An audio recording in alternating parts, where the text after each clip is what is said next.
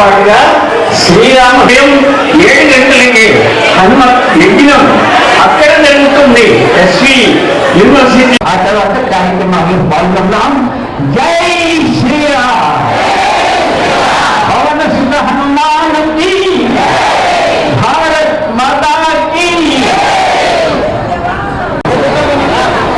సరే, 9 గంటలకి అక్కడ పూర్తి చేసుకుని హనుమాన్ సప్తాహం మనం ప్రారంభించి 14వ తేదీ 7వ రోజు చేరుకున్నాం అందరం కూడాను. మరి రేపటితో కార్యక్రమం ముగుస్తుంది. గ్రౌండ్ లోనే అందరికీ కూడా భోజన ఏర్పాట్లు చేసాం. ఇక్కడ రాత్రికి ఇక్కడ భోజన ఏర్పాట్లు ఏమీ లేవు. గ్రౌండ్లోనే నువ్వు 40,000 మంది వరకు కూడా అక్కడ అందరూ ఉండాలి. మనం అక్కడి నుంచి స్వామీజీలు, పీఠాధిపతులు అనేక మంది వచ్చిన వాళ్ళందరికీ కూడా అక్కడ వాళ్ళ ప్రవచనాలు, ఆ తర్వాత అక్కడే అన్నప్రసాద ఏర్పాట్లు ఉన్నాయి. ఈ మార్పు పూర్తిగా గమనించండి. ఇంకా 2-3 విషయాలు మన పురాణాలు ఉన్నది. అలానే వారు కుటుంబాలు కూడా మరి ఒక్కసారి ప్రారంభించి 6 నెలల పాటు ప్రచార ప్రచారం అనేక రకంగా ప్రచారం చేసి ఈ కోటి హనుమాన్ మహాయజ్ఞం అనేది చేయాలని సంకల్పించడం జరిగింది. మరి ఆ రోజు నుంచి ఈ రోజు వరకు కూడా అనేక సార్లు అనేక ప్రాంతాలను పర్యటించి రాష్ట్రపతి గారిని కూడా కలిసి వారిని ఆహ్వానించడం కూడా జరిగింది. మరి వారు కూడా రాష్ట్రపతి గారు కూడా రావాల్సిన కార్యక్రమం వారికి బాగా టైట్ షెడ్యూల్ ఉంటే వారు రాలేకపోయారు. మరి వారి యొక్క సందేశం కూడా అందరికీ పంపించుకున్నారు. ఈ సందర్భంగా ఈ మహాత్ముల గురించి నేను 2 విషయాలు చెప్తాను. నేను ఎక్కువ మాట్లాడను, తక్కువే మాట్లాడతాను. జగదాప్రసాద్ స్వామీజీ వారు రాహుల్ గారు చెప్పినట్టు వారు చాలా సౌమ్య స్వామీజీ, అలానే సీనియర్ స్వామీజీ వారు కూడా వారిని మేము మొదట్లో ఆహ్వానించుంటే చాలా ఇంకా చక్కగా ఉండేది. వారి చివరిలో వారు కూడా దీనిలోకి పార్టిసిపేట్ చేసి వారు కూడా దీనిలో ప్రతి చాలా చక్కగా కార్యక్రమాలన్నీ కూడా నిర్వహిస్తున్నారు. వారికి ముఖాంలో కూడా మంచి పీఠం ఉంది. మన జగదాప్రసాద్ స్వామీజీ వారికి విజయవాడలో ఉంది, హైదరాబాద్ లో ఉంది. వారు చాలా సౌమ్యంగా చక్కగా భక్తులందరినీ కూడా రిసీవ్ చేసుకుని అన్ని కూడా వారు వివరణ చేస్తున్నారు. రాఘవ గారు విశ్వ హిందూ పరిషత్ జాతీయ అధ్యక్షులు. వారు మాకు పూర్తిగా బ్రహ్మచారి.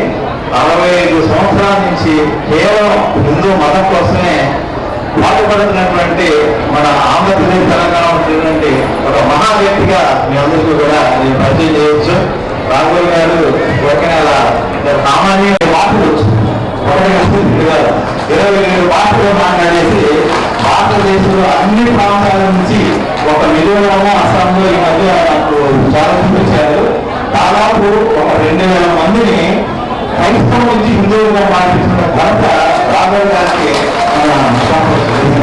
2,000 మందిని ఆయన ప్రత్యేకంగా అక్కడ గవర్నర్ గారి అమ్మవారి హైదరాబాద్ గారిని మన ఇండస్ట్రీ కలిసి వారితో కార్యక్రమాలు పాల్గొన్నారు.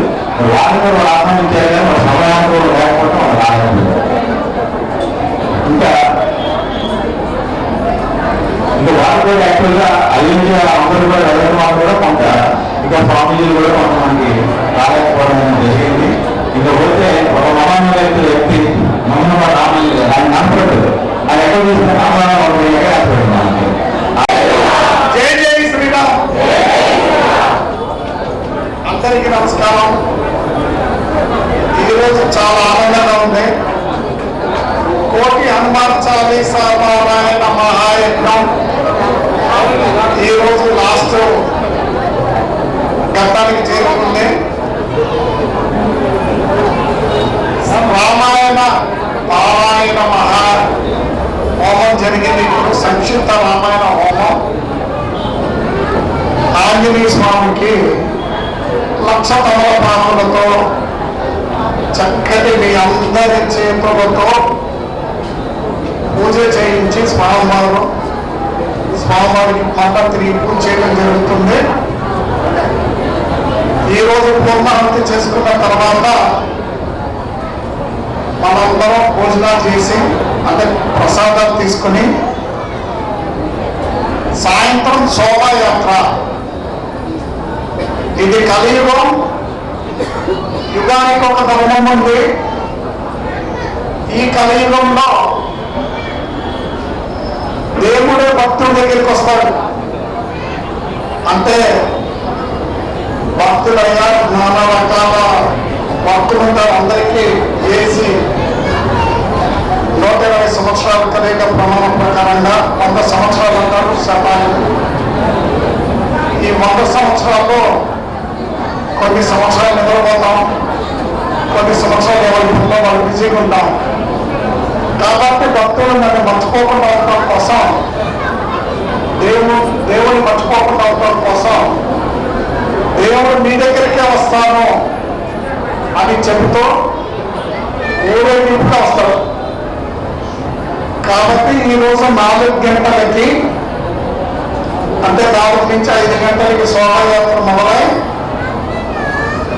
నామస్మరణ చేసుకుంటూ మనం ఎస్వి యూనివర్సిటీకి వెళ్దాం. అక్కడే మీ అందరికీ భోజన వసతి కానీ ప్రసాదాలు కానీ అక్కడే ఏర్పాటు చేయడం జరిగింది. ఈ కార్యక్రమం అక్కడితోటి పూర్తవుతుంది. రేపు ఉదయం 7 గంటలకి ఇక్కడ పూర్ణాహుతి జరిగి 8 గంటలకల్లా స్టేడియంకి వెళ్తాం. స్టేడియంలో 1,00,000 మందితో, అంటే రాముడి సైన్యం అంటే ఆంజనేయుడు పంపులు మనందరం